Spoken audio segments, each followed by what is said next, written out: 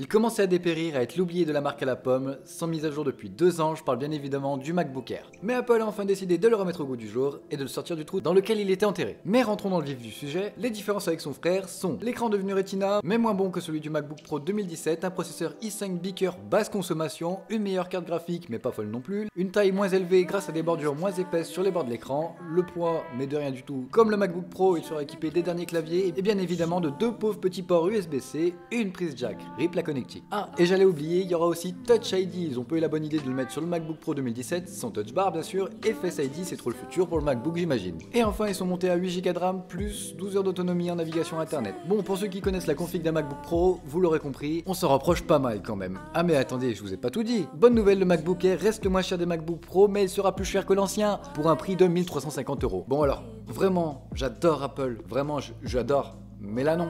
Non, le MacBook Air était le MacBook pour les étudiants, celui avec lequel on surfait tranquillement sur internet, on faisait de la bureautique avec une super autonomie. Mais là, pas du tout, c'est un MacBook Air qui se rapproche des performances d'un MacBook Pro et sur une utilisation poussée, le MacBook Pro le distance largement. Donc ce MacBook Air adopte un comportement pour de la bureautique et un peu plus. Quand je dis un peu plus, c'est retouche de photos, montage vidéo, mais de façon très occasionnelle. Et il pourrait être considéré très bon pour les utilisateurs qui ont besoin de puissance occasionnellement. Mais là non, il faut réfléchir un petit peu.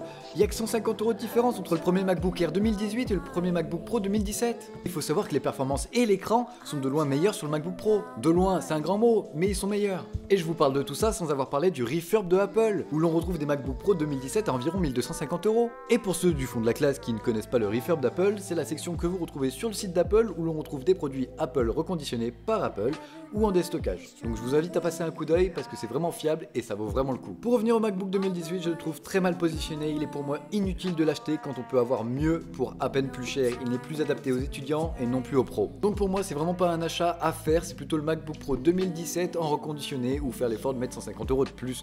Vous aurez un MacBook avec à peu près le même design, vous aurez plus de puissance, un meilleur écran, vous aurez pas Touch ID, mais bon, qui s'en fout de Touch ID?